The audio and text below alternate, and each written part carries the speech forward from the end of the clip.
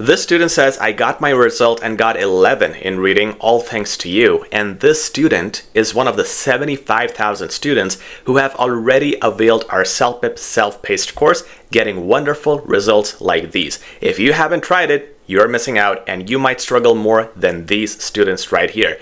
Check out the course in the description. It's right there for immediate lifetime access.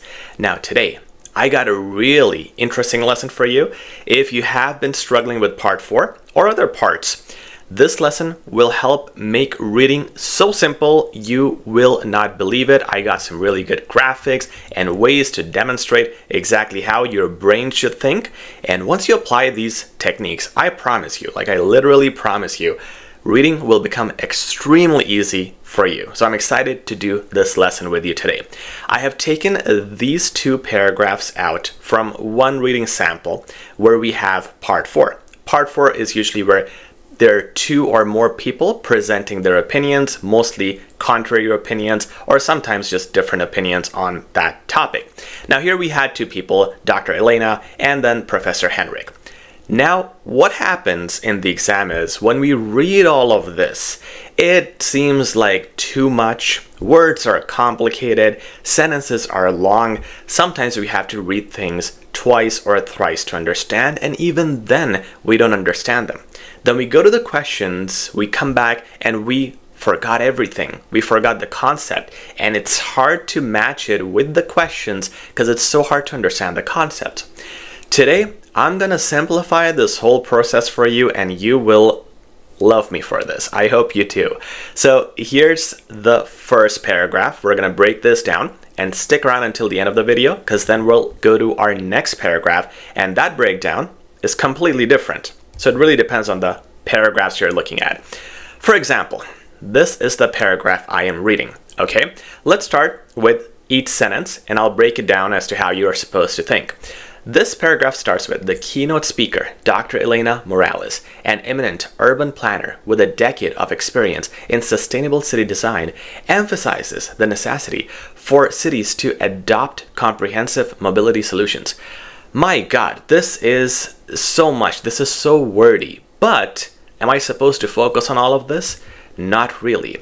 Let me eliminate the things that are almost never going to be asked. If they are asked, I can go up and read them, but they're not going to ask you, how many years of experience does Dr. Elena have? A decade, 2 decades, 3 decades? No. They're not going to ask you, is she the keynote speaker? Is she the basic speaker? Is she the new speaker? No. They're going to talk about the subject at hand, and there we need to know that this person has something to do with urban planning, and she has experience in sustainable stuff, okay, environmental stuff. Getting the overall idea, you don't need to know if a city or a country or a town. Those very specific details are not asked. The concept here, the main subject, is about urban planning and sustainability, probably environment.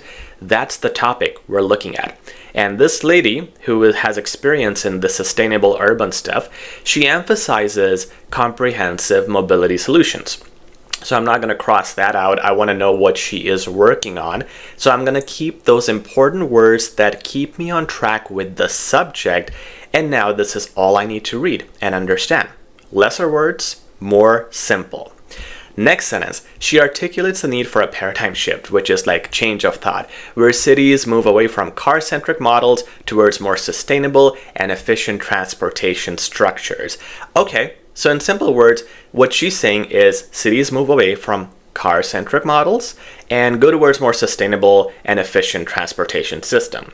Even something like structures. I don't want to keep even a word extra that I don't need. I know that she's talking about something that is more away from car-centric and more sustainable and efficient. Fine. According to her, the integration of public transportation networks with micromobility options such as e-scooters and bicycles is crucial for reducing urban congestion and minimizing carbon footprints. So I don't need to see according to her. Obviously, this is the same person talking. The integration of all of that, get rid of this. Basically, the same person says, for public transportation, you should mix it with things like e-scooters and bicycles. And it's crucial for reducing, now these things are sometimes important because the question might ask you, what is her goal? Like, what does she want to do? Well, she wants to reduce urban congestion and minimize carbon footprints. So I'm going to keep those elements. All right, that's important for me to know.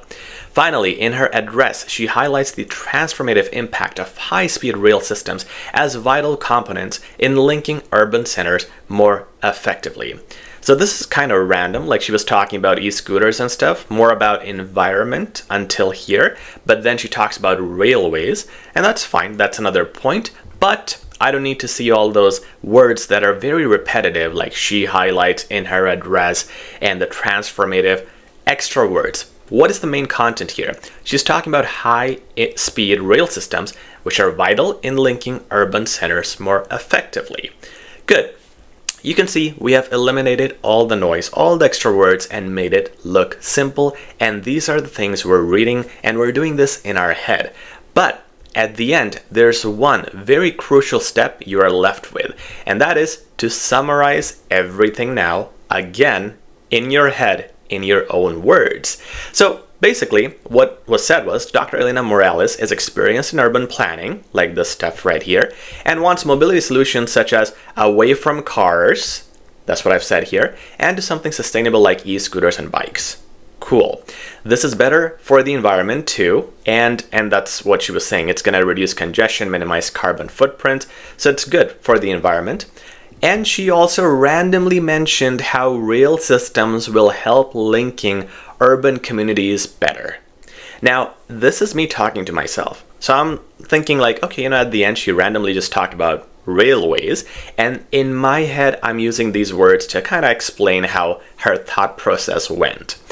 Stuff like communities instead of centers, these are just the words that I understand better. So in my head, I'm going to use the explanation that will sit nicely and be easy to understand.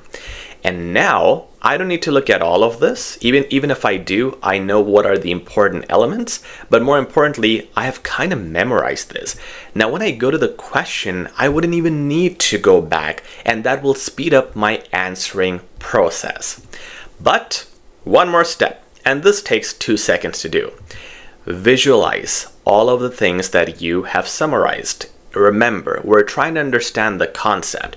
So the concept is Dr. Elena, she is focusing more on the sustainable urban stuff. And that's why there's this environmental image in my head, the image of e-scooters, which is one of her solutions, and the railway. Keeping these images helps me just define this in my head even better, and at this point I have perfected my understanding of this paragraph. Now remember, there are 2 people in part 4, 2 or more people talking, and this was the other person, but the way this paragraph is written, it will have a different breakdown, and that's what I'm going to show you here. So it says, furthermore, an intriguing concept presented at the conference is the idea of airborne transportation. So it's a new thing that they're talking about. Professor Henrik Ludholm, however you pronounce it, an aeronautics engineer, suggests that personal aerial vehicles reminiscent of science fiction are slowly transitioning from fantasy to reality. Now, look, the very first sentence is not important. It says, furthermore, we're talking about airborne transportation, and then we talked about that exactly specifically, like who is talking about it. So that is the main concern, and questions would be based on this person, what he's talking about. So I'm starting here. So he's talking about aerial vehicles. I don't need to remember it's science fiction. That was just an example given. And are slowly transitioning from fantasy to reality. For me, I can just keep in my head that they're becoming a reality. Cool. So aerial vehicles are becoming reality. Gotcha. He discusses the technological hurdles that must be overcome, such as safety regulations and infrastructure development, to make urban air mobility viable. This is the tricky part, because everything here is important, actually.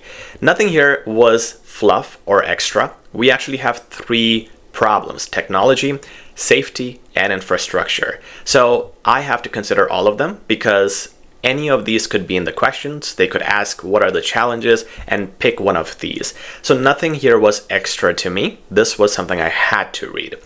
Meanwhile, representatives from leading tech companies unveiled their latest innovations in autonomous vehicle technology, showcasing how artificial intelligence is being employed to enhance safety, efficiency, and connectivity with within city traffic systems. Guys, once again, everything here is important. Not every paragraph will have fluff that you can ignore. Some paragraphs are having sentences that are actually all useful and have important words. So here it's pretty important to understand that the people from leading tech companies, they have artificial intelligence innovations, and they're saying that we have solutions to safety, efficiency, and connectivity. So unfortunately here, I didn't make a magic trick. I couldn't come up with a very small structure that would be enough for my brain. I have to look at a lot of things, but that does not mean you cannot summarize it. You can obviously summarize this in your head to make it more simple. Professor, Henrik, and even something like prof, just to make it easier in your head, I'm going to use every tool I got, something like even short abbreviations. Prof. Henrik Ludholm says, flying cars, and again, flying cars is easily understandable to me instead of aerial vehicles. So flying cars will be real, but there are 3 hurdles: technology, safety, infrastructure, as were mentioned right here. Okay, so summarizing that, breaking it also down, like there's 3 main things, this, and this, because a question might ask me about these things. But representatives, from tech companies say AI will fix most of this and enhance traffic, according to what was said at the end. And that's my summary, combined with my mental image of flying cars, the warning sign about the challenges, and the AI coming as a savior. And that, again, helps me perfectly understand a very strong and difficult paragraph like this. Guys, this is what you need to continue doing with every reading passage, paragraph, part that you face in the CELPIP exam, and this will make your reading super simple. Now, if you want to check a complete reading playlist, go in the description. We have a CELPIP reading guide with multiple videos on CELPIP reading, which are really going to be key in your preparation. Until next time, please remember to like, share, and subscribe. We'll talk soon. Take care.